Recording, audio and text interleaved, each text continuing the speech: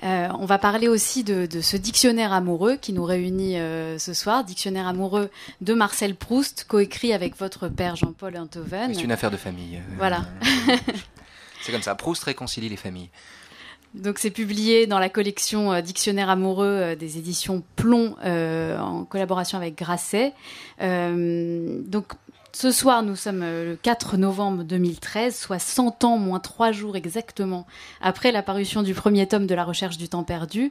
Donc Raphaël Enthoven et Jean-Paul Enthoven ont eu 100 ans de recul et d'appréciation. Ils ont eu le temps de lire, relire et re-relire La Recherche jusqu'à en faire un dictionnaire amoureux.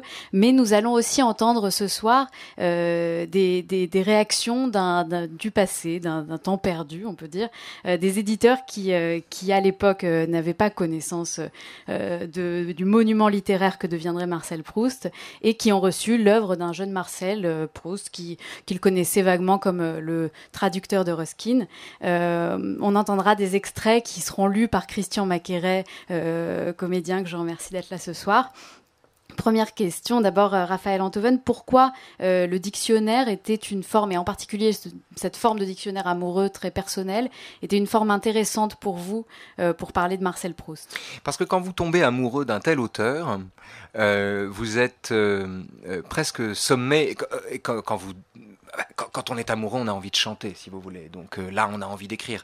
Et quand vous tombez amoureux d'un tel auteur, si on ne vous contient pas dans les limites d'un dictionnaire, et si en plus on ne vous allège pas la tâche par un dictionnaire qui se veut désinvolte, érudit certes, mais désinvolte, c'est-à-dire où on peut négliger des entrées en apparence fondamentales comme Madeleine, par exemple, il n'y a pas d'entrée sur la Madeleine. Il faut un dictionnaire qui vous permette à la fois de papillonner dans cette œuvre, qui vous permette d'en parcourir l'ensemble et qui en même temps vous soulage de du désir qu'on peut avoir de tout en dire, ce qui est une utopie. C'est impossible. On se disait souvent avec mon père qu'en travaillant sur ce dictionnaire, si on avait eu 10 ans de plus pour le faire, parce que à un mois de la remise du manuscrit, on pestait sur le peu de temps qui nous restait, on s'engueulait sur le thème « t'as pas fait cette entrée, moi j'ai pas fait celle-là », etc. Bon, et en même temps, nos engueulades, entre guillemets, se terminaient toujours par le constat que si on avait eu 10 ans de plus, on y serait encore 10 ans plus tard, et on ne serait probablement au même point. En fait, on aurait juste fait 1000 pages ou 10 000 pages au lieu de 700, mais on en serait toujours au même point. C'est un infini, La Recherche du temps perdu. C'est un infini. C'est pas seulement infini parce que c'est long, c'est infini parce que c'est infini. Et que quand on a envie d'en parler, quand on veut en parler, c'est sans fin. Donc il fallait se donner une fin. Elle était arbitraire, elle était désinvolte, elle était amoureuse. Vous parliez des engueulades, d'autant plus que vous n'étiez pas d'accord dès le départ. Non, on n'était d'accord sur rien. Sinon, sur le fait qu'on n'était pas d'accord. Ce qui est un bon début. Parce que quand vous vous entendez avec quelqu'un sur la possibilité d'être en désaccord avec lui, tout va bien. Le problème n'est pas d'être en accord avec quelqu'un, c'est très ennuyeux. À ce moment-là, vous cherchez des miroirs, c'est pareil. Ou d'être en désaccord frontal avec quelqu'un, c'est aussi ennuyeux. C'est une autre forme de miroir. Il y a le miroir concave et le miroir convexe. Eh bien là, on était d'accord pour ne pas nous entendre. Et il se trouve que mon père considère, à bon droit d'ailleurs, comme il le dit lui-même, je n'ai pas tort mais il a raison, considère que la biographie de Marcel Proust éclaire utilement La Recherche du temps perdu. Et moi, j'ai tendance à penser que c'est rabattre de l'or sur du plomb, si vous voulez. Transformer l'or en plomb. Et donc, on n'était pas du tout d'accord sur la façon de faire. Mais on s'est dit que comme ces deux visions de l'œuvre, l'intégrisme de celui qui s'en tient à la recherche du temps perdu et la bibliomanie de celui qui lit des centaines de livres sur la recherche, comme ces deux visions de l'œuvre étaient concurrentes dans l'histoire du commentaire proustien, les faire tenir ensemble pacifiquement dans un même espace, dans un même dictionnaire, et qui plus est amoureux, était une bonne initiative, était une chose qui pouvait, en plus, outre le plaisir intense que ça nous a procuré pendant 1 an et demi, 2 ans, le temps de sa rédaction, c'était ouvrait sur la possibilité de faire œuvre utile. Voilà. Mais effectivement, nous n'étions d'accord sur rien et nous sommes toujours en parfait désaccord. Mais on n'avait pas besoin de se concerter pour les entrées, par exemple. Vous voyez, on savait qu'on ne ferait pas la même chose. Je savais qu'il s'occuperait de Morand et il savait que je m'occuperais de Descartes, si vous voulez. Voilà, on n'était vraiment pas d'accord. Et vous n'avez pas du tout fait changer d'avis. À aucun moment, sur aucune entrée, vous vous êtes dit quand même, là, il y a une influence de la vie. Si, bien sûr, mais d'abord, il a raison. Il faut bien dire les choses comme elles sont. Il a raison, mais ça suffit pas, si vous voulez, dans la vie. Il suffit pas d'avoir raison. Il me semble que il suffit pas de dire vrai, si vous voulez. Si on se contentait de dire vrai dans la vie, on enfoncerait des portes ouvertes toute la journée. Donc c'est pas parce qu'il dit vrai que ça suffit. Mais le fait est qu'il dit vrai aussi. C'est vrai que la recherche du temps perdu est aussi un somptueux paravent qu'un homme a interposé entre lui et le secret de son homosexualité. C'est vrai que la recherche du temps perdu est aussi l'émanation d'un individu qui s'appelait Marcel Proust. Mais ça me suffit pas. Ça ne me convenait pas. Et c'était quoi votre question, pardon? Est-ce qu'il vous a fait changer d'avis sur oui, certains alors aspects? oui, c'est ça. En fait, il se trouve qu'il y a des passages dans la recherche où vraiment, comme un rayon vert, on entend Marcel Proust et pas seulement le narrateur. Il y a un passage, par exemple, où il dort, où le narrateur est auprès d'Albertine endormie. C'est très très beau. Et si on avait eu quelques textes de plus, vous auriez eu droit à ça. C'est très très très très beau. Et puis elle se réveille et elle dit « mon chéri », ou bien, dit le narrateur, si le narrateur de ce livre a le même nom que l'auteur du livre, mon chéri Marcel. Et alors là, on se dit, mais qu'est-ce que c'est que cette histoire? Qui parle? Est-ce que c'est l'auteur du livre qui donne au narrateur son nom? Est-ce que c'est le narrateur qui connaît le nom de son propre auteur, ce qui n'a pas de sens? Bref, on est dans un moment où effectivement il y a une confusion des genres. Il y en a une autre quand le personnage de Swann est inspiré à Proust manifestement par Charles Haas. Ce qui est intéressant parce que Haas en allemand veut dire lièvre. Swann est un signe anglais. Et donc c'est l'une des façons de voir la recherche, c'est une des lectures que mon père en propose d'ailleurs, la recherche est un convertisseur de lièvre allemand en signe anglais. C'est pas idiot. Ça se défend.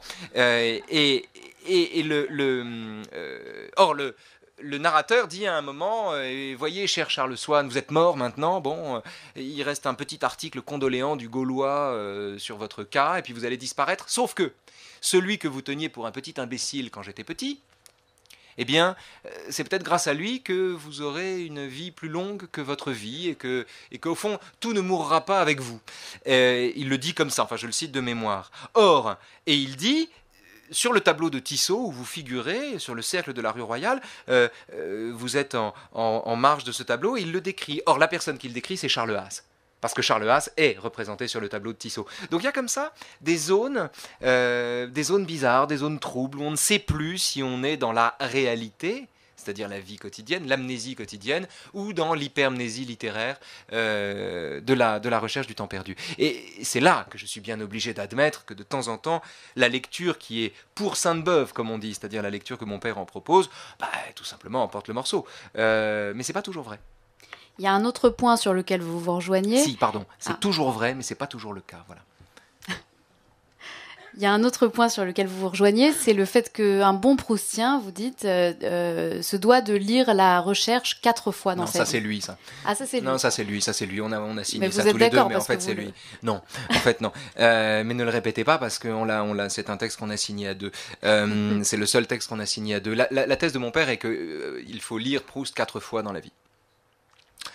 Une première fois, quand on est au lycée, on reçoit des morceaux choisis, on a un peu d'un Amour de Swann, un peu de Petite Madeleine, quelques bribes d'Albertine disparue ou de La prisonnière. Un peu plus tard, à 25 ans, on fait la première vraie bonne lecture de la recherche, et parce qu'on a un chagrin d'amour, alors on fait comme Françoise Sagan, qui était une grande proustienne, qui prescrivait des ordonnances d'Albertine disparue à ses amis qui avaient des peines de cœur. Il y en avait plein autour d'elle.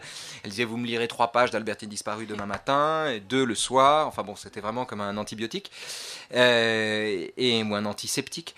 Et puis il y a la troisième lecture, qui est la lecture érudite, sérieuse, engagée, etc. Puis la quatrième lecture, qui est la lecture au fond du lecteur débarrassé de toutes les vanités de ce monde, et qui, au seuil de la fin, découvre qu'au fond, la recherche du temps perdu, c'est ce qu'il a connu de meilleur, si vous voulez. Tout ça se plaide, là-dessus mon père dit que nous en sommes tous les deux, de quel droit, à la troisième lecture. Voilà, mais en ce qui me concerne, pour vous dire ce qui nous distingue, mais on n'allait pas mettre ça dans la préface, c'est pas la peine de rentrer dans des querelles byzantines dans la préface d'un livre qui a pour objet vraiment, ce petit dictionnaire a pour objet de donner accès au grand livre dont il parle, hein, c'est sa raison d'être, c'est un lièvre. C'est un lièvre. Il doit disparaître avant la fin, si vous voulez. C'est-à-dire que ce petit dictionnaire a pour objet de vous donner l'élan suffisant, nécessaire, ou la force, ou la curiosité d'aller voir dans le grand livre dont il parle. C'est sa raison d'être. Si ce petit livre pouvait être dissous dans le grand, si vous pouviez le remplacer par le grand, alors on n'aura pas perdu notre temps. En ce qui me concerne, j'ai tendance à penser que la recherche peut se lire avantageusement 2 fois. Pour une raison très simple, c'est que la recherche du temps perdu, c'est l'histoire d'un homme qui découvre qu'il est écrivain. Bon. Mais c'est aussi l'histoire d'un écrivain qui raconte comment il a découvert qu'il était devenu écrivain. Ce que je veux dire, c'est que ces premières lectures, le roman tourné vers l'avenir d'un apprentissage, c'est-à-dire d'un homme qui apprend progressivement sa vocation, qui la découvre, qui lui donne, à coup de déception d'ailleurs, qui lui donne sa chance, et qui achève sa narration sur la décision d'écrire le livre qu'on vient de lire.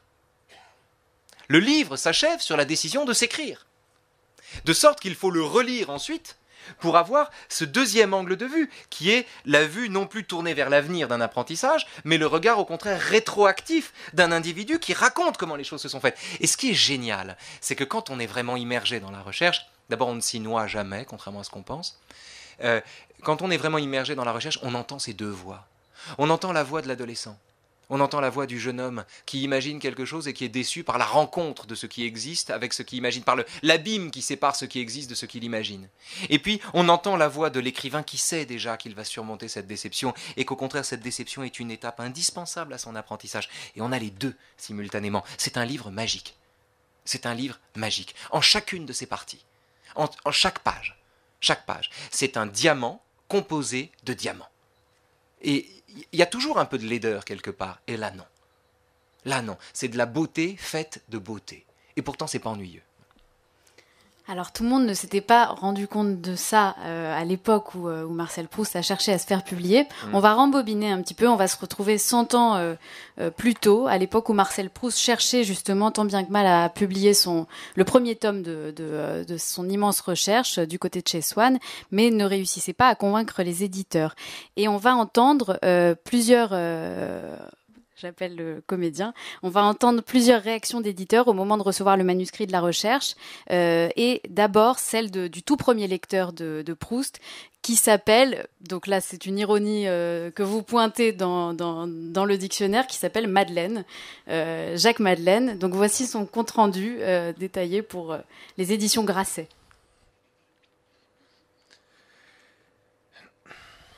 Au bout de 712 pages de ce manuscrit, 712 au moins, car beaucoup de pages ont des numéros ornés d'un bis, ter, quater, quinquet. Après d'infinies désolations d'être noyé dans d'insondables développements et de crispantes impatiences de ne pouvoir jamais remonter à la surface, on n'a aucune notion de ce dont il s'agit. Qu'est-ce que tout cela vient faire?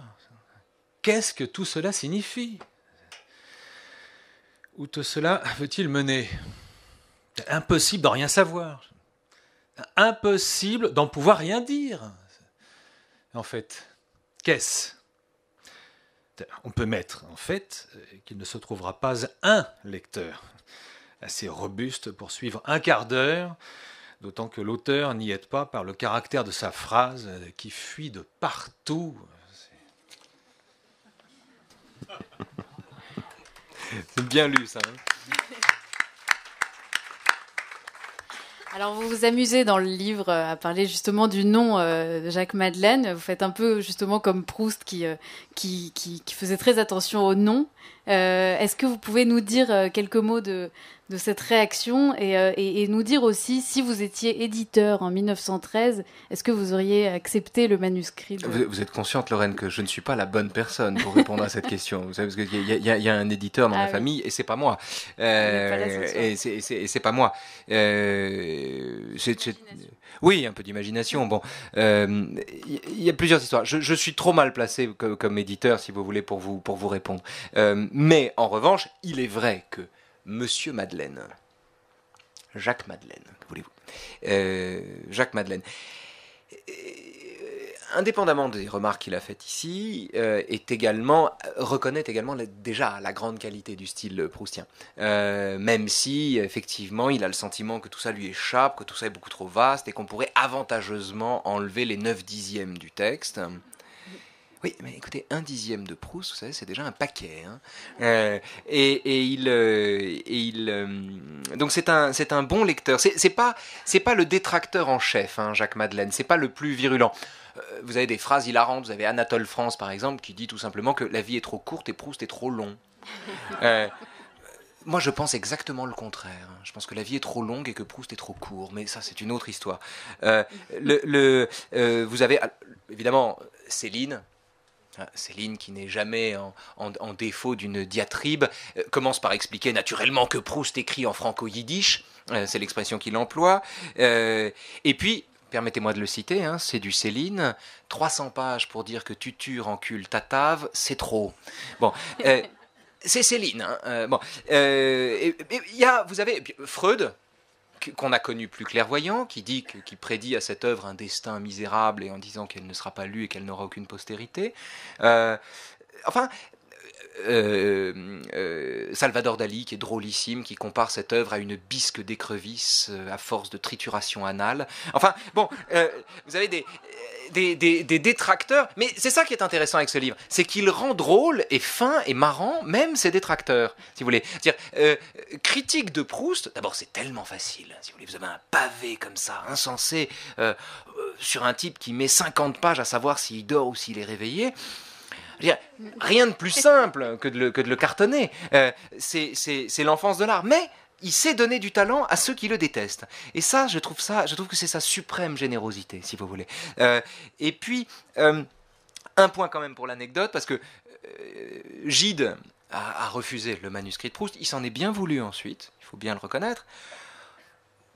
Je ne veux pas détailler cette affaire que mon père vous raconterait mieux que moi, mais en peu de mots, il y a plusieurs interprétations possibles du refus de Gide. La première, c'est que Gide défend une homosexualité solaire, corydonienne. C'est les nourritures terrestres, si vous voulez. Donc c'est une homosexualité vibrante, ce sont des corps vibrants, c'est une homosexualité qui assume le désir qu'il apporte, qui se vit elle-même comme une chance, comme une bénédiction, comme un salut presque. La recherche, c'est pas tout à fait ça. C'est le contraire. Hein. Les invertis sont la race maudite. Vous avez le début de Sodome et Gomorrhe où il compare les invertis et les juifs, dans lequel il explique que les invertis, comme les juifs, sont deux races maudites, c'est-à-dire sont deux catégories de personnes que l'on déteste, enfin, dont la haine qu'ils inspirent n'est pas tant une haine de l'autre qu'une haine de soi. C'est la grande différence entre le racisme et l'antisémitisme, par exemple. Le racisme s'appuie sur une différence objective, à peu près. L'antisémitisme, non. Donc on a besoin de fabriquer le juif. On a besoin de lui donner des signes distinctifs qui permettent de l'identifier. Mais en réalité, l'antisémitisme n'est pas tant la haine de l'autre que la haine de soi. Et Proust est le premier à pointer le point commun qu'il y a entre l'homophobie et l'antisémitisme, dans la mesure où on a toujours un doute. Et la question qui revient le plus souvent dans la recherche, c'est « en est-il ? En êtes-vous ? En être ou ne pas en être ?» Là est la question de la recherche du temps perdu. Donc, si vous voulez, il y a sur la recherche du temps perdu, vraiment, entre Gide et Proust, il y a deux angles de vue tout à fait différents. L'autre hypothèse, c'est que Gide, feuilletant le manuscrit, tombe à un moment sur l'expression « les vertèbres du front ». Alors là, il dit non, vraiment, là, vertèbres du front, je suis éditeur, écrivain, connerie pareille, ça n'existe pas, d'ailleurs ça ne passera pas, no passaran, et donc il rejette les vertèbres. Évidemment, le truc, c'est que comme Proust écrivait un peu, c'est une écriture un peu biscornue, c'est-à-dire qu'il écrivait il tapait à la machine sur un texte qu'il avait déjà réécrit à la main, c'était des palimpsestes, hein, ces pages. Une page fait 1m40. Il y a une des pages qui fait 1m40, d'ajout en béquet, en paperole, etc. 1m40. Il faut imaginer ce que c'est qu'une page d'1m40. Il faut expliquer peut-être simplement justement cette façon de travailler. Le manuscrit est dément, c'est-à-dire que si Proust, à l'époque du traitement de texte, ne serait pas arrivé au bout de sa première phrase. C'est parce qu'il avait la limite de la matière, c'est parce qu'il avait la limite de l'encre et d'une feuille qu'on ne peut pas allonger indéfiniment qu'il a pu passer d'une phrase à l'autre. Mais c'est un exercice de deuil à chaque fois, tant il est perfectionniste, si vous voulez. Il doit, pour passer à la phrase d'après, faire son deuil de la précédente. Il y a très peu de phrases qu'il achève sans immédiatement le vivre comme inabouti ou imparfait. S'il n'avait... Dieu merci, Word n'existait pas. On avait des machines à écrire, mais ça n'empêchait pas d'écrire à la main, et il rajoutait ce qu'on appelle des béquets et des paperoles. Les manuscrits sont disponibles à la BNF, c'est extraordinaire. Vous avez une page comme ça qui, en accordéon, fait 1,40 m, en ajout, en précision, en correction, etc. Imaginez avec Word, s'il avait trouvé un système qui permet, sans atteindre, sans entamer le texte, de le modifier à l'infini, pas de recherche. Pas de recherche. Heureusement qu'il était limité dans le temps et dans la matière. Dans le manuscrit, on découvre en fait que vertèbre du front, c'est pas ça. C'est que tante Léonie a de faux cheveux, et puis elle a les véritables du front. Et ce sont les véritables du front, c'est pas les vertèbres. Hein. Bon, Gide, qu'est-ce que vous voulez, il a lu de travers. Troisième hypothèse, c'est que Gide n'a pas lu le manuscrit. Et qu'en fait les vertèbres sont apparues après. L'histoire est très drôle, je crois qu'il s'appelait Noël Cotin, qui était un des chauffeurs de Proust. Proust aimait beaucoup ses chauffeurs, il les traitait fort bien, et d'ailleurs eux-mêmes le lui rendaient bien, enfin pas tous, mais si vous voulez, dans la recherche, il y a la relation entre Charlus et Morel, c'est-à-dire entre le grand seigneur et son gigolo, et vraiment, on sent là que cet homme-là parle d'expérience. Et l'un de ses chauffeurs, victime ou bourreau, comme vous voulez, Noël Cotin, était marin de formation. Et donc c'est lui qui était chargé de faire le paquet qu'on a envoyé à Gallimard. Et il a fait un nœud marin. Mais un nœud, c'est un nœud gordien, hein, c'est un truc vraiment compliqué. Et le paquet revient avec la lettre de refus, avec le même nœud. Alors, soit la NRF a embauché des marins, soit il y a une arnaque, si vous voulez, dont les éditeurs sont coutumiers. Mais encore une fois, je ne veux pas parler à la place d'un éditeur ici. Je laisserai à mon père, s'il était là, le soin de dire comment on refuse les manuscrits.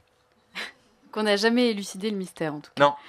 Il y a une troisième lettre de refus qui vient d'Alfred Amblot, qui est éditeur chez Hollandorff, et qui écrit à Proust « Cher ami, je suis peut-être bouché à l'Émery, mais je ne puis comprendre qu'un monsieur puisse employer 30 pages à décrire comment il se tourne et se retourne dans son lit avant de trouver le sommeil. Ouais. » Ça fait référence à l'incipit de la recherche, qui est un incipit de 30 pages. Que vous aimez beaucoup, un très long incipit. Mais c'est sublime. Les premières pages de la recherche sont peut-être les plus réussies. Parce qu'il a eu le temps de les travailler. Vous savez, il a écrit simultanément la fin du temps retrouvé et le début de Du côté de chez Swann. Et donc ce sont des passages extraordinairement bien composés, parce que là il avait toute sa tête, il était lucide, il était à l'œuvre.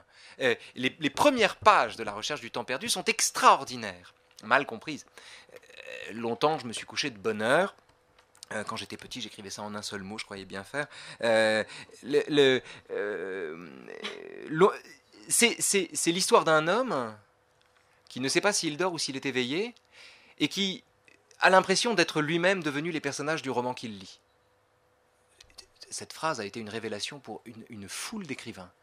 Le moment où cet homme se dit « J'étais moi-même ce dont parlait le livre ». Il se dit « J'étais la rivalité de François Ier et de Charles Quint ». Il était le personnage de son livre. Mais ce qui est intéressant dans l'histoire, c'est que cet homme cherche le sommeil. Et la pensée de chercher le sommeil le maintient éveillé. Ou bien peut-être qu'il dort déjà et qu'il rêve qu'il est en train de chercher le sommeil. On ne sait pas. Et il se compare, à un moment, c'est la première page, à un malade qui est dans sa chambre d'hôpital et qui voit soudain un trait de lumière apparaître sous sa porte. Alors il est content, parce qu'il se dit, voilà, c'est la fin de mes douleurs. On va venir m'aider. Il y a des gens qui vont venir, des infirmières, elles sont douces.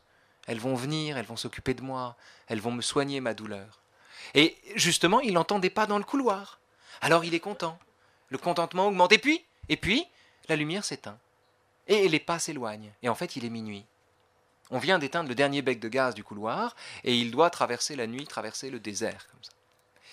Et ce que je veux vous dire ici, c'est que l'incertitude sur la question de savoir si on dort ou si on est éveillé, en fond, la question qu'il se pose, qui est la question de savoir comment faire passer la douane du réveil aux rêves qui sont les siens,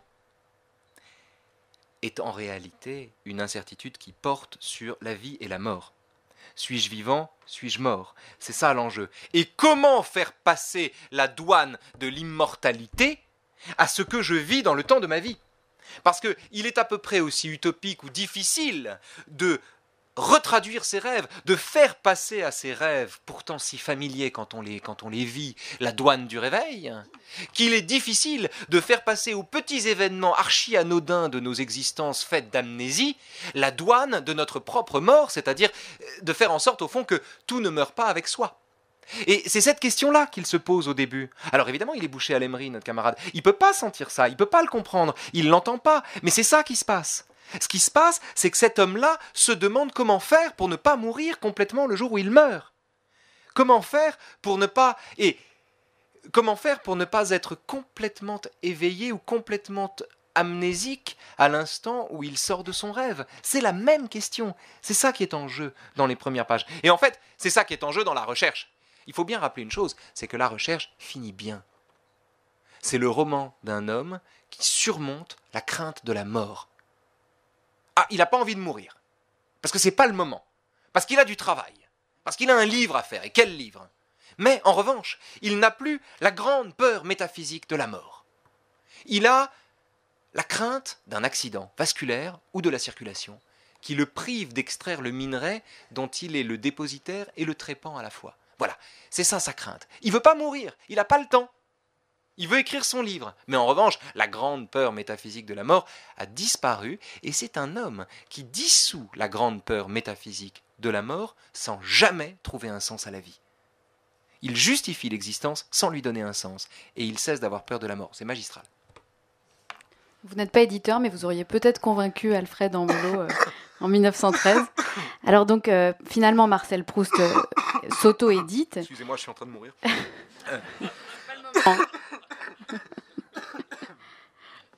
Vous avez une interview à finir.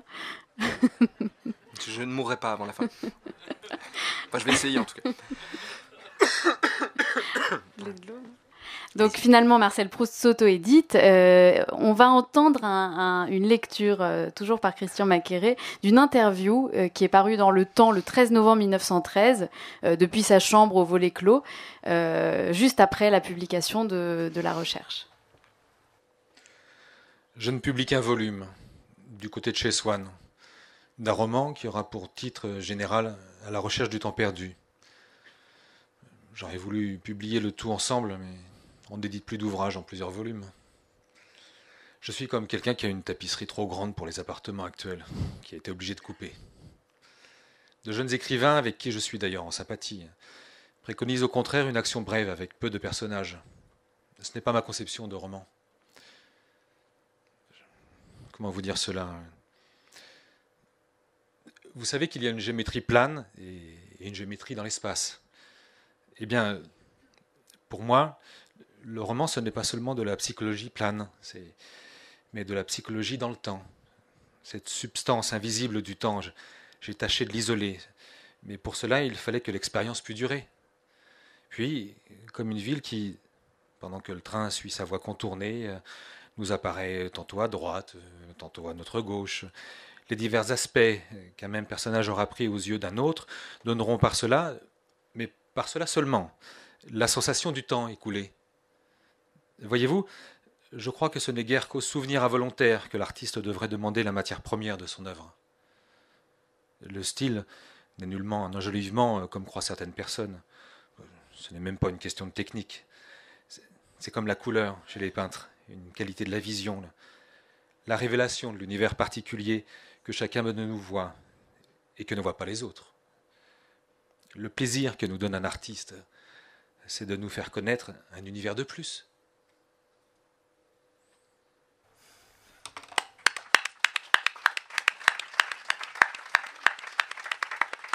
Alors Marcel Proust dit beaucoup de choses dans cette interview qui date de 1913. Qu'est-ce que cela vous inspire? Est-ce que vous pouvez nous parler de cette idée de mémoire involontaire? Ah oui. C'est juste avant ça, quand même, un mot du texte lui-même, de ce qu'on vient d'entendre, parce que cette histoire au fond, quand il a la révélation de son livre, à la fin, dans Le Temps retrouvé, il dit « J'y décrirai les hommes comme occupant une place toujours aussi dérisoire dans l'espace, mais considérable dans le temps. » Et il se représente les hommes comme, c'est une métaphore qu'il emprunte à Montaigne. Ils ont la dernière page des essais les essais finissent comme La recherche du temps perdu. Il compare les hommes, il considère que les hommes sont juchés sur des échasses, sur de vivantes échasses, auxquelles chaque année ajoute un étage. Et donc, il voit un moment le duc de Guermantes, assis, puis qui se lève soudain et qui se met à marcher avec difficulté sur le sommet peu praticable de 83 années. En fait, ce qui l'intéresse, c'est la place considérable que les hommes occupent dans le temps. Et sa vision des choses a changé à la seconde où il remplace toute considération sur l'espace par des considérations sur le temps. Derrière ça, vous savez, il y a tout simplement l'idée qu'on ne peut pas quantifier nos émotions, on ne peut pas spatialiser nos émotions. C'est la grande trouvaille de Bergson. On ne peut pas mesurer nos émotions. On ne peut pas dire j'aime plus ou j'aime moins. De la même manière qu'on ne peut pas donner des raisons à l'amour qu'on éprouve. Si vous dites pourquoi vous êtes amoureuse, c'est que vous l'êtes un peu moins. C'est inquiétant, un amour qui se donne des raisons, qui s'explique. C'est-à-dire un amour qu'on peut spatialiser, qu'on peut représenter. Eh bien, le temps souffre d'une représentation spatiale, d'une représentation linéaire des choses. En réalité, le temps ne se décompose pas. Le temps, c'est le mouvement. Le temps, c'est la vie. Le temps ne se décompose pas en instants différentiels, de la même manière que les sentiments ne se pèsent pas.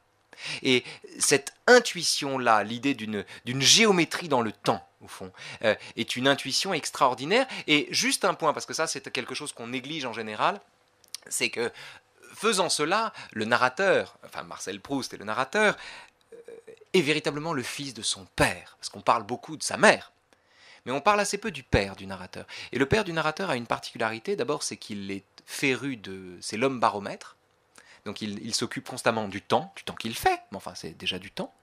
C'est celui qui retrouve toujours son chemin. C'est celui qui, quand il emmène son fils et sa femme en promenade, attend qu'ils se sentent complètement perdus pour soudain faire surgir, comme s'il la sortait de sa poche, la porte qui est au fond du jardin.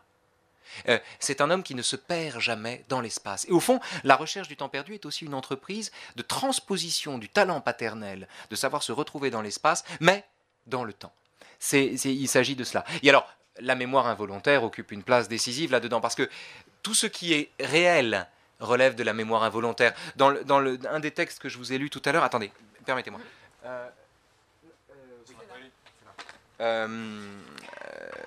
Attendez.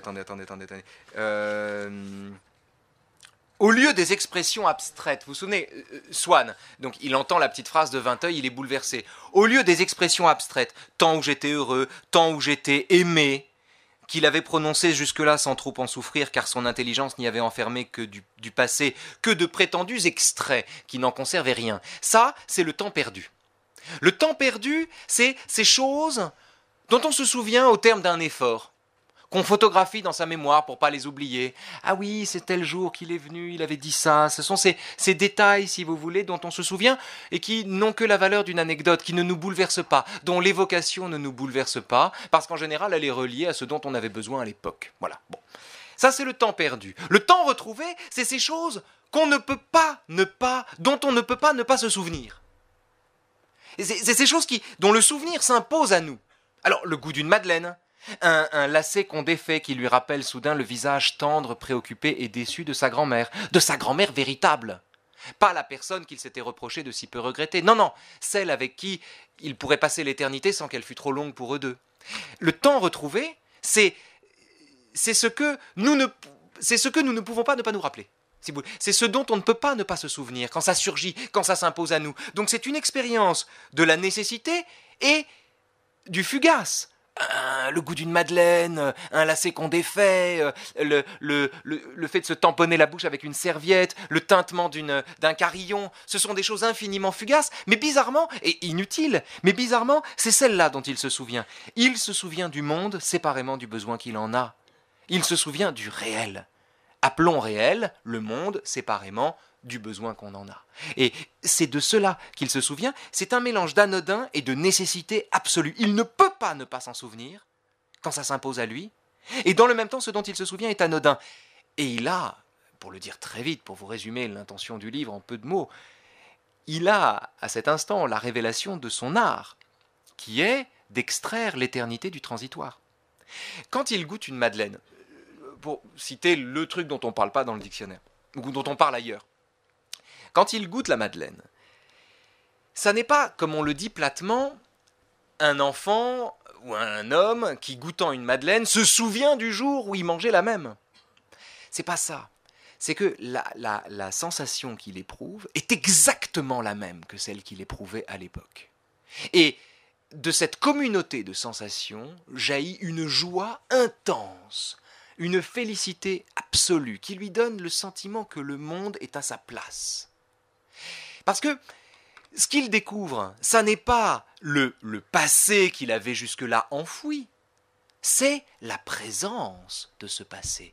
C'est le présent, c'est le fait qu'une sensation si fugace soit-elle est susceptible d'éternité.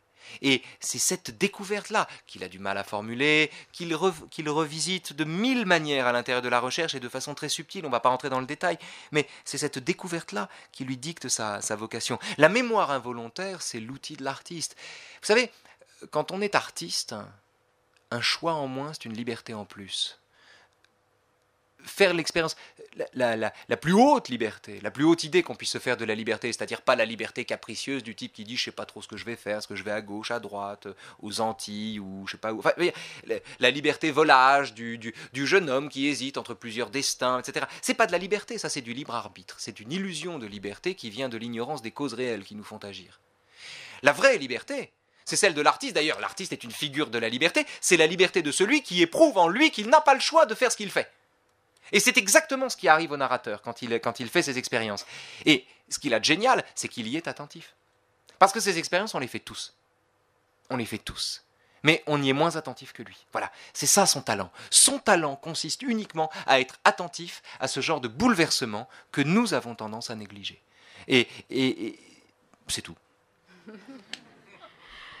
Ceux qui écoutent vos émissions sur France Culture et ailleurs, vos émissions philosophiques, savent que vous vous inspirez souvent de ces exemples pour vos réflexions philosophiques. Est-ce que ça vous aide à comprendre certains philosophes ? Écoutez, il se trouve que l'émission que j'anime depuis 1 an et demi, qui s'appelle Le Gai Savoir, puisque vous avez la gentillesse d'en parler, est une émission dont le principe est de passer d'une œuvre à l'autre et d'en donner un peu de moelle à l'auditeur. Eh bien, cette émission, quel que soit le sujet qu'on aborde, c'est peut-être un truc d'obsessionnel, mais que voulez-vous ? Proust est toujours pertinent à un moment ou à un autre. Il y a toujours un moment où il s'impose, où il tombe bien, où il permet d'éclaircir ou d'éclairer quelque chose. Mais indépendamment de ça, je crois que ça tient à l'extraordinaire, l'insondable richesse de ce livre, qui est une matière première Il ne s'agit pas de savoir si on est écrivain ou philosophe, il s'agit de savoir, jusqu'à quel point on est capable d'assumer l'angoisse qui nous porte, si vous voulez, que ce soit par la littérature ou par la philosophie, par le concept ou la métaphore, peu importe au fond. L'enjeu, c'est quelle dose de vérité sommes-nous capables de supporter, quelle dose d'angoisse sommes-nous capables d'assumer, jusqu'où savons-nous ce que nous savons déjà, c'est-à-dire que nous allons mourir, jusqu'où le savons-nous, que ça prenne une forme littéraire ou une forme conceptuelle. Au fond, c'est presque secondaire. Il se trouve que dans la recherche, il explore ça à l'infini, dans les détails et sur la distance. Donc, c'est une mine d'or. Mais dans la recherche, il y a en plus une dimension extraordinaire qui est que il est le meilleur porte-parole de l'émotion qui nous saisit quand on est face à quelque chose de beau et qu'on ne sait pas... Si vous voulez... En fait, c'est très simple, en fait. Nous savons tous ce qui est beau. Si vous êtes face à un coucher de soleil et que vous dites « c'est beau », vous parlez implicitement au nom du monde entier. Si la personne qui est à côté de vous dit « c'est moche », vous allez le regarder comme un dingue ou comme une dingue. Vous aurez raison. Nous savons tous ce qui est beau, mais nous ne savons pas ce qu'est le beau, ce qu'est la beauté. L'espèce d'émotion qui s'empare de quelqu'un qui est saisi par le spectacle de la beauté est une émotion qui est à la fois évidente, universelle et indicible ou inexplicable. Et il est l'ambassadeur de cette émotion. Il est le meilleur ambassadeur de cette émotion, dont la fécondité en philosophie est considérable. Pour vous donner un seul exemple, toute la critique de la faculté de juger de Kant repose sur ce paradoxe. Nous savons ce qui est beau, nous ne savons pas ce qu'est le beau. Il est le meilleur interprète de cela. Mais c'est un détail parmi une infinité de pistes, de filons philosophiques dans ce grand livre. Alors on va passer à quelque chose d'un peu plus prosaïque, parce que il y a comme c'est vous très disiez... prosaïque ce que je vous raconte, c'est parce que c'est de la vie. Non mais ça dit blague à part. Oui. C'est de la vie tout ça. C'est de la vie. La recherche c'est de la vie. C'est de la vie. C'est pas. On ne s'éloigne pas de la vie quand on lit la recherche. C'est un exhausteur, c'est une pédagogie du regard, c'est un exhausteur de goût, ça rend les trucs plus intéressants. Clairement, donc c'est pas une distraction, la recherche. C'est très drôle, mais c'est pas distrayant. Voilà. Vous le disiez, il y a des entrées auxquelles on s'attend qui ne sont pas là. Par exemple, Madeleine, effectivement, on s'attend à trouver la Madeleine de Proust. Finalement, c'est Jacques Madeleine qu'on trouve. Il n'y a pas d'entrée mémoire, il n'y a pas d'entrée temps, passé, présent, etc. Par contre, certaines entrées complètement inattendues sont là. Par exemple, cocaïne, kung-fu, pyjama, caca. C'est assez inattendu. Vous vous êtes amusé à faire ce livre et à faire des entrées aussi surprenantes? Non, alors Kung Fu, ça, c'est pas moi. Mais caca, c'est moi. Cocaïne, pardon. Cocaïne. Il se trouve que dans la recherche, il y a 2 occurrences de la cocaïne. Elles sont très intéressantes parce qu'il y en a une pour décrire les yeux de Madame Verdurin quand elle écoute un morceau de Chopin et que ça lui met la tête à l'envers, enfin plus sûrement que la cocaïne. Et une duchesse dont l'extrême beauté a été totalement détruite en quelques années par la cocaïne, ce qui vaut au narrateur, parce qu'on est à la fin, on est dans le temps retrouvé, ce qui vaut au narrateur de dire que le temps a parfois des trains express. Voilà, bon, c'est pas décisif, hein, si vous voulez, mais bon, il y a 2 occurrences de cocaïne, ça fait un point commun entre Proust et Freud. Il y en a d'autres, mais bon. Kung Fu, c'est un roman sur Proust et le Kung Fu, effectivement, où des coups de savate et des tatamis, il y a des tatamis, savates et bagarres et conquêtes et luttes et machin, etc., avec David Carradine et Marcel Proust dans le même roman, effectivement. Je vous avoue que le nom de l'auteur m'échappe à cet instant. Pyjama, c'est assez important quand même. Pyjama ou kimono d'ailleurs, hein, parce que Albertine par exemple porte un kimono qu'elle dépose négligemment sur son fauteuil au moment de s'endormir, parce qu'elle dort à peu près nue, et elle a déposé son kimono, et de la poche du kimono dépassent toutes les lettres de ses maîtresses, que le narrateur a envie de lire et que bizarrement il ne lit pas. Or, dit Nabokov, rappelle Nabokov, c'est les kimonos d'hommes qui ont des poches, pas les kimonos de femmes. Ce qui a fait dire à Nabokov que quand Proust écrivait « joue d'Albertine », il fallait penser « fesses d'Alfred ». Donc, je veux dire, ça a du sens, quoi. Ça a du sens. Après, moi, je trouve que c'est un débat totalement absurde. Les fesses d'Alfred, bon. Peu d'écrivains, il faut quand même le dire, peu d'écrivains parlent aussi bien de la femme, des femmes, que Proust. Peu d'écrivains... alors, on a beaucoup glosé sur cette homosexualité cachée, dissimulée, etc., etc. Il était homosexuel, si vous voulez. C'est pas contradictoire avec l'amour des femmes, que je sache. Et peu d'hommes en parlent aussi bien. Peu d'hommes... Albertine est un personnage d'une sensualité inouïe. C'est un être de désir insensé, infernal. Et franchement, moi, c'est l'hétérosexuel qui parle. Mais on perd beaucoup quand on voit les fesses d'Alfred au lieu des joues d'Albertine, si vous voulez. Vraiment, je trouve, moi... Enfin, quant à Caca... Que voulez-vous quant à Caca qui apparaît dans la recherche, c'est bizarrement un exhausteur de goût.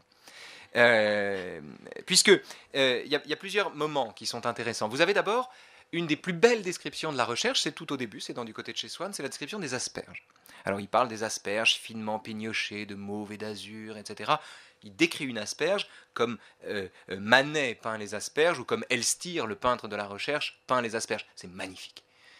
Et il termine en disant, et elle s'achevait, et elle s'amusait, et il termine, donc la longue phrase termine par, et qui s'amusait, je ne sais plus le début, hein, la phrase fait 10 lignes, qui s'amusait dans leur farce poétique et grossière à transformer mon pot de chambre en un vase de parfum. En réalité, c'est le premier degré de la métaphore. C'est le moment où les parfums, les couleurs et les sons se répondent, si vous voulez. Ce sont les synesthésies baudelairiennes, c'est un hommage à Baudelaire, sauf qu'il le tire du côté de l'excrément. Mais la référence aux excréments se retrouve également, par exemple, pour qualifier une mauvaise musique, dont il dit, c'est en lisant la recherche que j'ai appris le sens de ce mot, qu'elle est stercoraire. Stercoraire, c'est nourri d'excréments. Mais il n'y a pas que ça. Vous avez par exemple un petit pavillon treillissé de verre sur les Champs-Élysées où le narrateur se promène avec sa nounou Françoise, donc il est là. Et puis que voulez-vous, Françoise, elle a ses habitudes au pavillon treillissé de verre qui est gardé par une dame qui se fait appeler la marquise. Et le petit pavillon treillissé de verre, qui est en fait ce sont des toilettes publiques si vous voulez, Françoise, impossible pour Françoise d'aller sur les Champs-Élysées sans faire un séjour dans le petit pavillon. Bon. Et tandis que Françoise est donc dans son pavillon, le narrateur reste à l'extérieur, la marquise lui fait les yeux doux, la marquise est une dame maquillée de façon extravagante, qui vit au milieu de ses odeurs, et le narrateur décrit ces odeurs qui lui procurent une sorte de plaisir. Alors il y a des spéculations sur l'ondinisme proustien, etc. Pourquoi pas, si vous voulez, mais je ne crois pas que ce soit le fond de l'affaire, encore une fois. Et enfin, bon, il y a des tas de diatribes coprophiles du baron de Charlus, qui est le champion du monde de la grossièreté, qui compare Sarah Bernard, Mounet Sully et tous les acteurs de son temps à du caca à côté de lui, qu'il tient lui-même, lui-même, baron de Charlus, propre descendant du connétable, qu'il tient pour un chef-d'œuvre dont tout peintre un peu inspiré devrait s'inspirer. Mais ce qui est intéressant, c'est que en fait, l'excrément, il y a beaucoup de choses à en dire, donc je fais vite quand même parce qu'il y a d'autres sujets. Mais l'excrément dans la recherche, en fait, apparaît le plus fortement, si j'ose dire, à mauvais titre. C'est-à-dire que un moment, le baron de Charlus se fâche avec un universitaire qui s'appelle Brichot. Et parce que Charlus a une passion pour Balzac. Et sur tous les livres de Balzac qu'il a dans sa bibliothèque, le baron de Charlus a écrit « J'appartiens au baron de Charlus ». Et bon, ce qui est très drôle en fait, quand c'est raconté là-dedans, c'est hilarant. Et Brichot dit, se moque de Balzac, cet apôtre zélé du charabia qui cacographiait pour une polonaise. Et je tombe là-dessus, c'est bizarre quand même, cacographier. Puis je regarde, et en fait, cacographier, ça veut dire écrire mal. Caco, c'est graphein en grec, c'est écrire mal. Mais l'oreille entend autre chose. Et en matière d'étymologie, finalement, ou en matière de signification, l'oreille n'est pas un moins bon juge que l'étymologie. Voilà. Enfin, il y a du caca dans la recherche, il y en a dans la vie aussi. Il y a aussi beaucoup de drôlerie, c'est ça aussi qui ressort de votre livre. Oui, c'est très drôle, c'est très drôle. Et alors, mais c'est une drôlerie qui n'est pas, on n'est pas dans l'éclat de rire, on est dans une espèce si parfois, il y a quelques éclats de rire, mais sinon, on est toujours au-dessus du niveau de la drôlerie. Constamment, il est toujours un peu drôle, un peu spirituel. La princesse de Parme a une suivante, par exemple, qui est très bête, et qui persécute son Altesse royale, et un jour, enfin, la persécute de sa bêtise, et un jour, elle lui dit, mais... oui, alors la princesse de Parme est là, et elle dit, mais il neige dehors, et donc elle a peur de se casser une jambe en sortant du dîner où elle se trouve, et la suivante lui dit, mais vous savez que votre Altesse royale se rassure, il ne neigera plus cet hiver. Et qu'en savez-vous, lui demande la princesse de Parme. Elle dit, ah non, mais c'est absolument impossible, on a mis du sel sur les routes. Et des passages comme ça, vous en avez plein. À un moment où le baron de Charlus fait venir le docteur Cottard, qui est le roi des imbéciles, comme témoin d'un duel imaginaire, puis finalement le duel est annulé. Alors le baron de Charlus, pour remercier le docteur Cottard de s'être déplacé, lui prend la main et lui caresse la main. Non pas comme l'inverti qu'il est, baron de Charlus, puisque le baron de Charlus est une femme, c'est même pas un inverti, c'est une femme. C'est la recherche du temps perdu est le premier roman sur la théorie du genre, qui montre que nous n'avons pas le cœur, enfin notre cœur peut ne pas être conforme à la forme de notre sexe. On peut être un homme avec un corps de femme, on peut être une femme avec un corps d'homme, on peut avoir un cœur de femme et un corps d'homme. Il est le premier à l'enseigner. Il y a des tas de gens qui gagneraient à lire ce livre.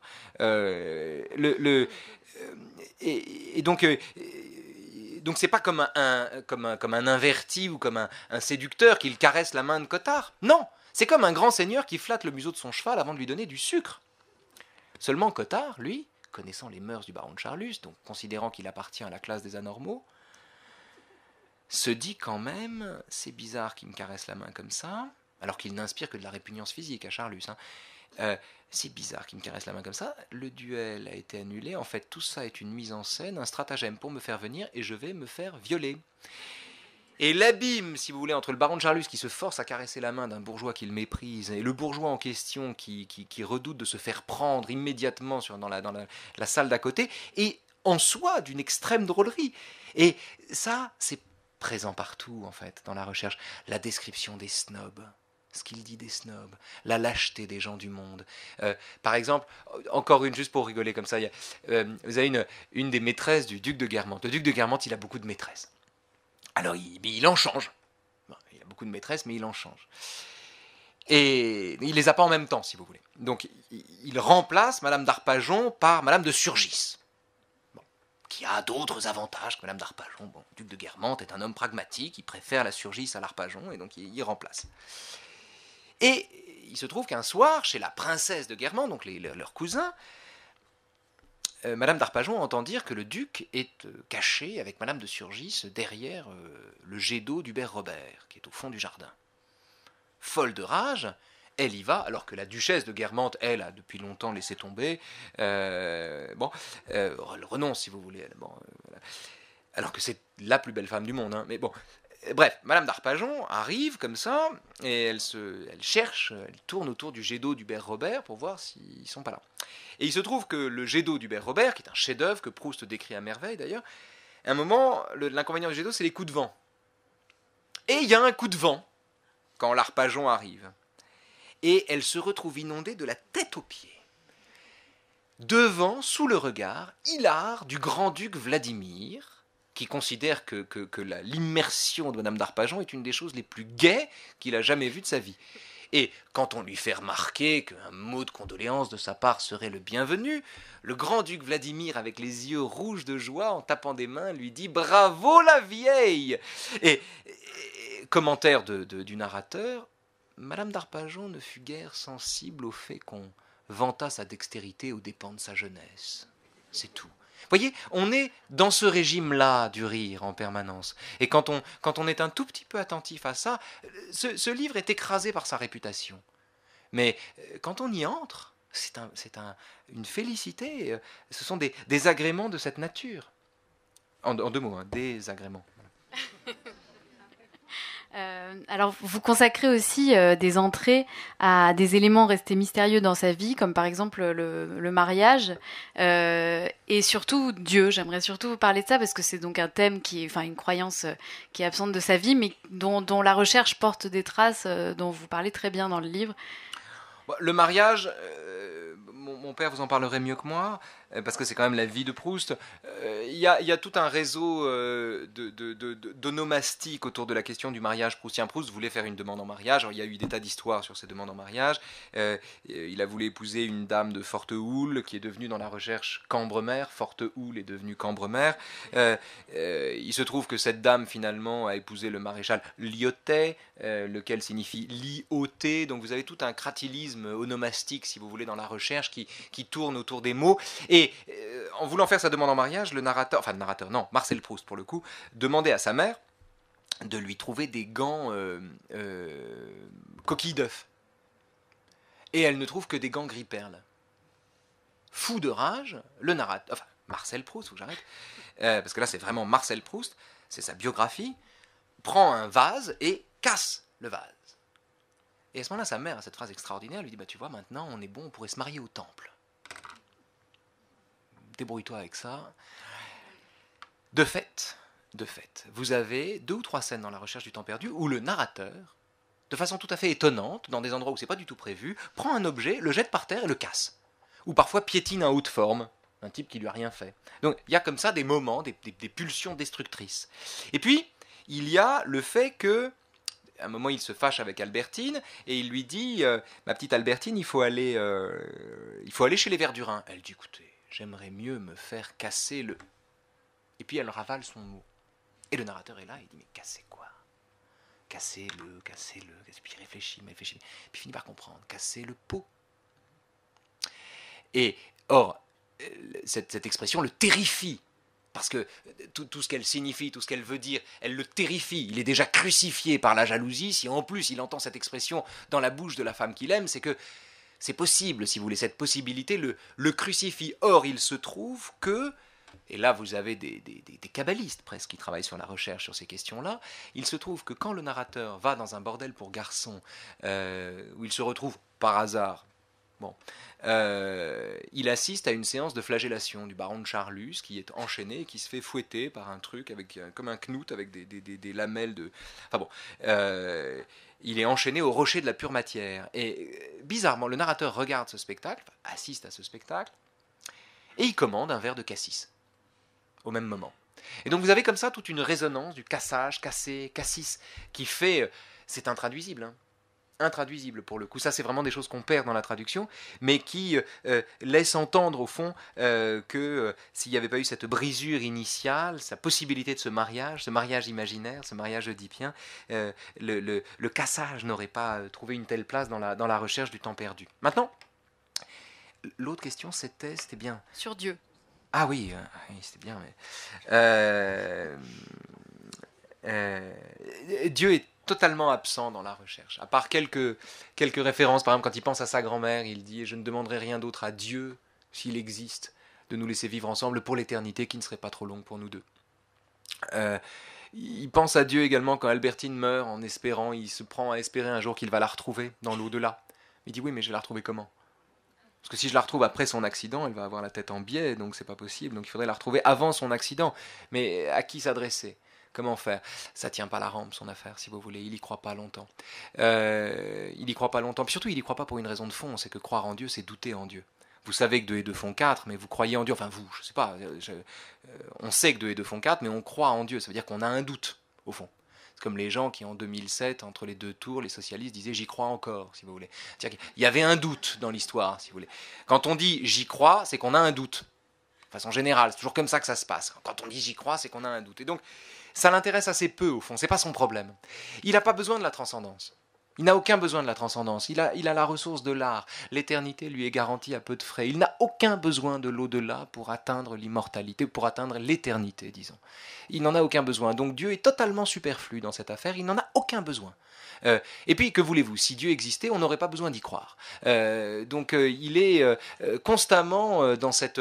voilà, c'est un homme qui épouse le fond de ses souffrances. Mais alors, une fois que je vous ai dit tout ça, il y a quand même un personnage dans la recherche qui est le dieu de la recherche. Et ce personnage, c'est une des 3, non pas muses, mais un des 3 maîtres du narrateur. C'est son maître en peinture, c'est-à-dire Elstir, c'est-à-dire Whistler, sans W ni H.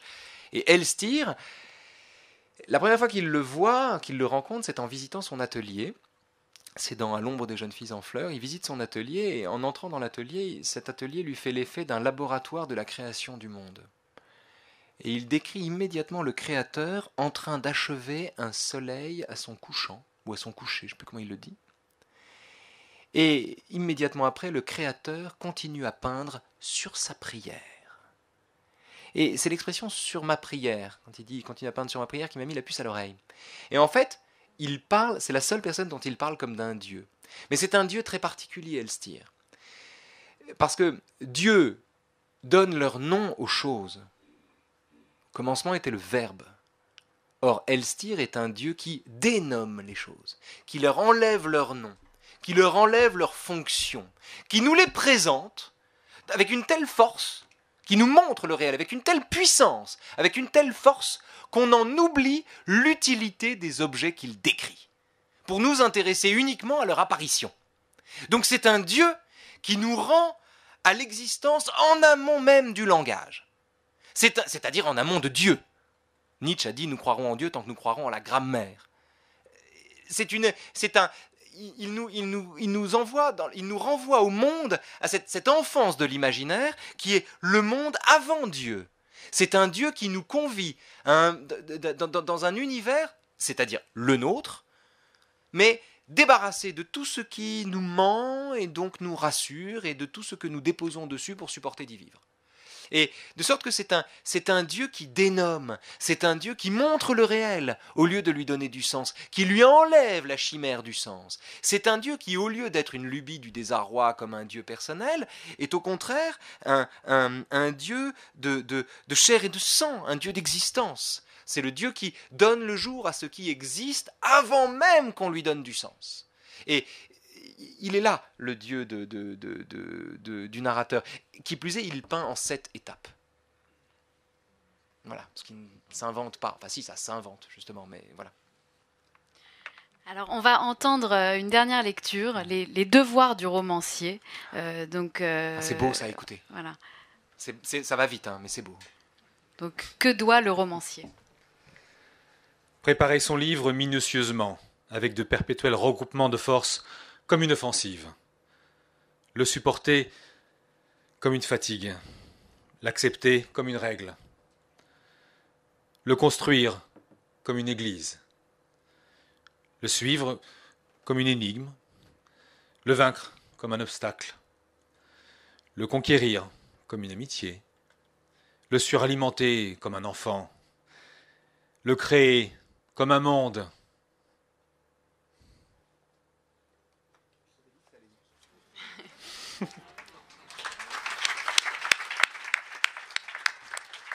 Merci Christian. On est à la fin là. Hein. Voilà. On est à la fin et il comprend ce qu'il doit faire. Il comprend ce qu'il a à faire. Il comprend ce qu'il a à faire. Le suralimenter comme un enfant, le créer comme un monde. La référence à l'église est très importante. Il compare son livre à une cathédrale. Mais en fait, la vraie référence pour le narrateur, c'est pas tellement l'église, c'est pas tellement la cathédrale, c'est la robe. Au fond, il termine son livre en disant: ce que je voudrais faire, c'est pas une église, c'est pas une cathédrale, c'est une robe. Je voudrais réussir à faire une robe. Une vraie belle robe. Une robe dont les détails infinis lui sont délivrés le jour où Odette, l'un des personnages de la recherche, lui met sur le bras, lui demande de porter son gilet, dont il observe les coutures à l'intérieur et le raffinement insondable des détails qui sont pourtant invisibles à l'œil inexpert du type qui regarde juste le vêtement. Et au fond, il voudrait que son livre ressemble à ça, c'est-à-dire à une. Il fait un travail de dentelière. C'est un travail, c'est de l'art gothique, mais à un point, si vous voulez, c'est de la dentelle gothique, la recherche. Mais sur cette décision d'écrire, cette force qui l'anime, cette persévérance, elle renseigne sur le fait que il n'est pas du tout nécessaire d'espérer pour entreprendre. En fait, c'est même le contraire. Il est, si vous voulez, on guérit du désespoir par le sentiment qu'il n'est pas nécessaire d'espérer pour entreprendre. Parce que si vous compensez le désespoir par l'espoir, c'est comme si vous disiez à quelqu'un de déprimé: mais t'inquiète pas, la vie est belle. Ça lui fait une belle jambe que la vie soit belle. Il est déprimé, si vous voulez. Quand on est déprimé ou quand on est mélancolique, c'est pas les raisons qu'on oppose à cette mélancolie qui vont nous sortir de la mélancolie, puisque la mélancolie, c'est une cause perdue. On ne sort pas de la mélancolie en se donnant des treuils, on sort de la mélancolie en rassemblant ses forces. Et c'est ce qu'il fait. C'est ce qu'il fait. Et quand il décrit ce projet d'écriture, on a la formule même du courage, de ce que c'est que le courage. Ce que c'est que le courage, c'est-à-dire ne pas espérer pour entreprendre, mais essayer autant que possible de ne jamais bricoler dans l'éphémère. Voilà. Et il a là la révélation de son art à cet instant. Et ce qui est extraordinaire, c'est qu'il arrive à mettre des mots dessus. Il arrive à le dire. Alors, mon père est assez drôle quand il en parle, parce que, en fait, il raconte que dans le dictionnaire, un jour, il a lu ce passage à une dame qui lui a répondu: au fond, écrire un livre, c'est un peu comme réussir un maquillage. C'est pas absurde. Est-ce que personnellement, les devoirs du romancier énoncés ainsi par Marcel Proust vous ont aidé, ou est-ce qu'ils vous ont inhibé en tant qu'écrivain?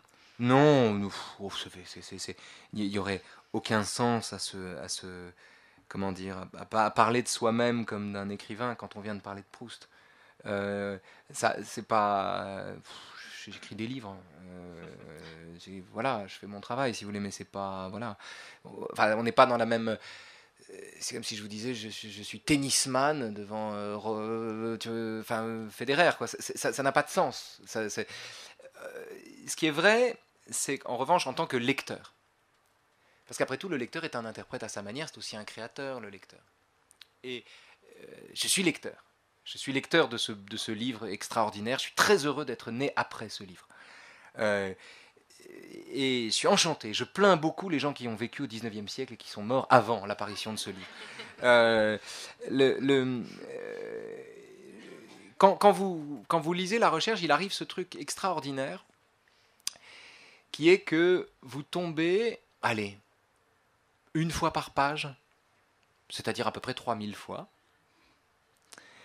sur une pensée, une intuition, un geste, une pensée que vous avez eue, une intuition qui vous hantait, ou un geste que vous avez déjà vu, et que vous retrouvez décrit. Alors à partir de là, il y a deux écoles. Vous avez l'école narcissique qui consiste à dire « moi je pense comme lui », stupide. Et vous avez l'école au contraire qui est celle de l'expérience véritable du lecteur, c'est-à-dire une expérience de dépossession, qui consiste à dire « ce que je pensais avait déjà été pensé avant moi, et bien mieux que moi, et autrement que moi. Et là, au fond, ce que je tenais pour original n'avait rien d'original, et mon originalité sera de renoncer à toute forme d'originalité, et au sentiment que je suis l'origine de mes pensées. Et c'est cette expérience-là, au fond, quand on fait cette expérience-là, on peut entrer en philosophie. Parce que la philosophie, la philosophie ne fait que mettre des mots et des textes sur des émotions qui nous composent, qui nous traversent, qui nous constituent. C'est pour ça que c'est si simple, au fond. Et le travail d'un prof de philo, c'est de mettre des textes sur des choses qu'on croit être seul à penser. C'est montrer, par exemple, que quand quelqu'un vous dit « moi qui n'y connais rien, je peux vous parler librement », c'est le moment où cette personne-là va enfoncer des portes ouvertes. Il n'y a que la culture qui singularise une opinion, parce que la culture situe une opinion dans un héritage. Montaigne, dans les essais, ne cesse de citer Plutarque, Cicéron, Platon, etc., en disant « quand je les cite, c'est de moi que je parle ». Et il ne le dit pas par narcissisme, il ne le dit pas parce qu'il rassemble tout ça. Il le dit parce qu'au contraire, cette dépossession de lui est la meilleure façon qu'il a de se retrouver, puisque ce sont ses pensées qui sont écrites chez Platon, etc. Lire La Recherche du temps perdu, c'est tout lecteur de La Recherche du temps perdu, lecteur un peu bienveillant, et un peu courageux aussi, peut faire cette expérience. Et c'est une expérience précieuse entre toutes, c'est une humiliation salutaire, et nécessaire et joyeuse, si vous voulez. Donc c'est une expérience merveilleuse. Donc moi, c'est cette expérience-là que j'ai faite, clairement, comme lecteur, attention. Le reste, franchement, c'est pas décent d'en parler quand on parle de ça. Merci beaucoup, Raphaël Enthoven. Merci à vous, merci de vos questions, merci. Merci.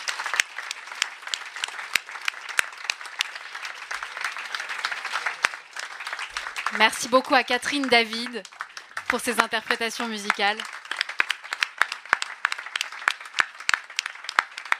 Et à Christian Maqueret pour ses lectures.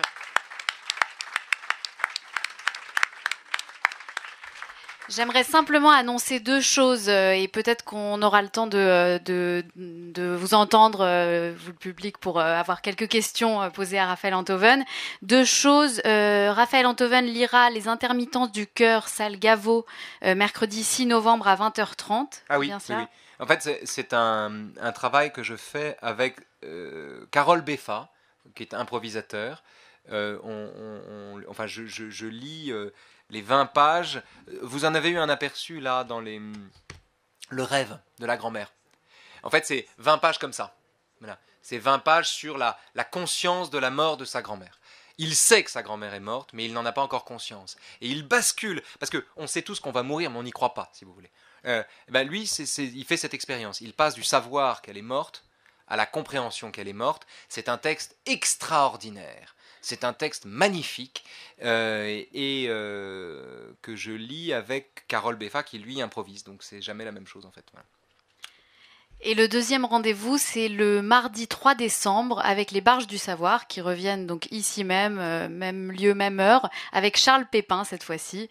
Voilà, on vous en dira plus sur le thème très vite. Et s'il y a des questions dans la salle, vous pouvez lever la main et on vous fera passer un micro, j'espère.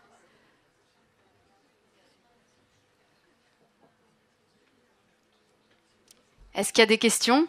Oui, par ici. Nous avons là une main qui se lève. Alors, est-ce qu'il y a un micro qui peut circuler ou... Non, alors on vous écoute, monsieur. Il faut parler assez fort.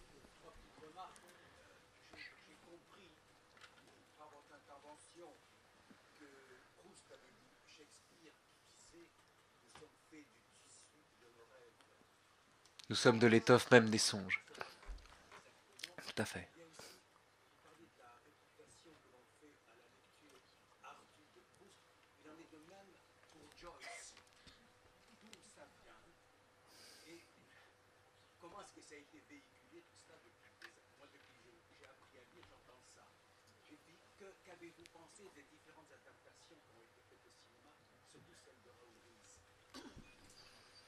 Wow. Shakespeare, Joyce et Ruiz, donc. Hein, ouais. Je commence par Joyce, c'est plus facile. Mon inculture en matière de Joyce est encyclopédique, monsieur. Je serais bien en peine de vous répondre. Je ne refuse de parler d'un truc que j'ignore. Il est vrai qu'il a la même réputation.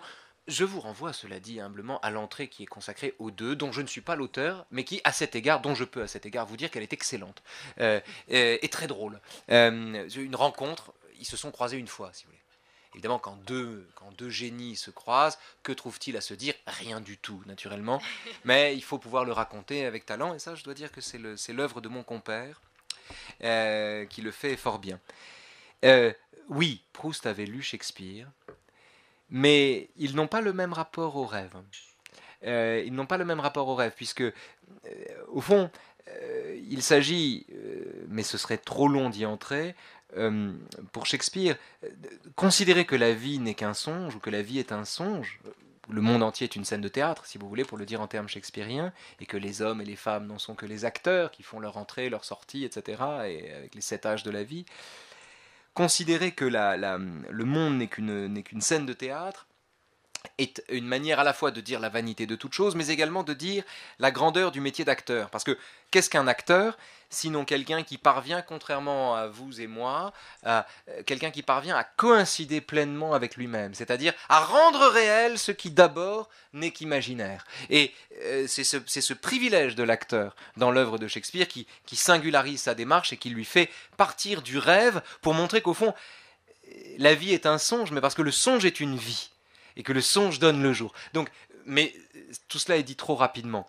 En revanche, sur le cinéma, moi je trouve admirable l'adaptation de Raoul Ruiz, mais elle souffre d'une limite qu'on retrouve dans l'adaptation d'Un amour de Swann, qu'on retrouve aussi dans l'adaptation de Nina Companèse, et qu'on retrouve tout simplement dans le fait que Visconti n'a jamais adapté La Recherche du temps perdu, contrairement à son intention. En fait, il y a un problème avec la recherche au cinéma. Il y en a deux. Il y a d'abord le fait que ça n'est pas un livre linéaire. Et qu'une narration cinématographique,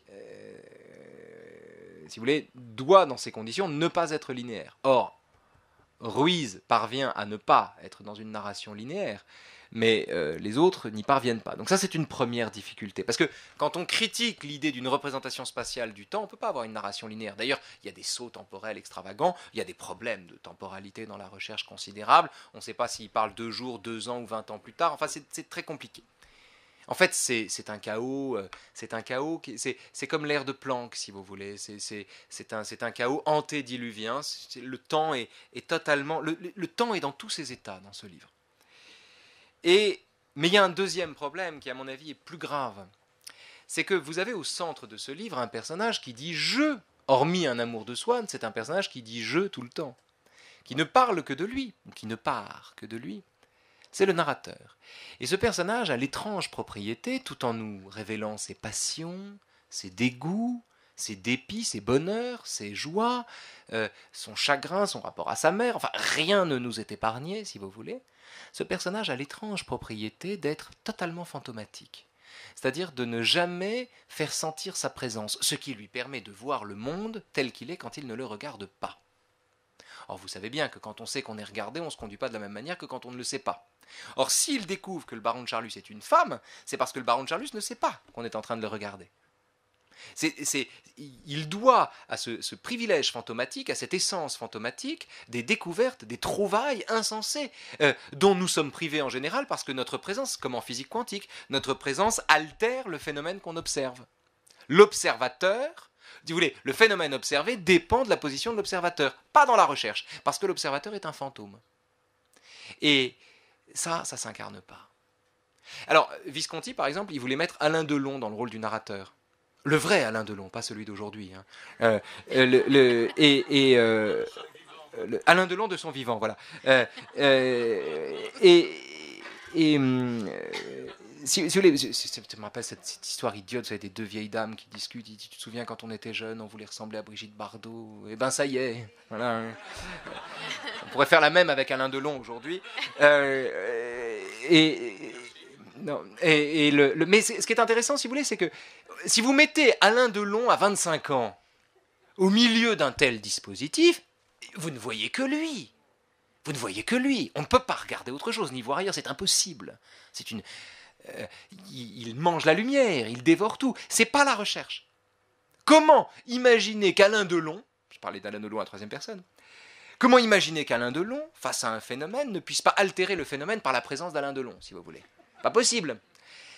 Donc, ça c'est la limite. Le statut du narrateur complique l'adaptation cinématographique. Ça c'est une autre histoire, ça après, voilà. Mais il est vrai que Visconti a, au dire des Viscontiens, distillé finalement dans toute son œuvre ce film qu'il n'a pas réalisé. Et qu'au fond toute son œuvre est proustienne parce qu'il n'a pas donné le jour à son interprétation de La Recherche du temps perdu. Mais il est allé très loin, hein. Les décors, le casting, le budget, tout ça, hein. Puis il a laissé tomber. La raison est à chercher, à mon avis, dans cette ambivalence du narrateur. Aussi dans une rivalité entre Helmut Berger et Alain Delon, mais ça c'est une autre histoire. Voilà. On va peut-être poursuivre cet échange dans l'espace qui est consacré aux signatures de dédicaces. Merci encore. Merci à vous, et merci à merci de tous. vos questions, merci.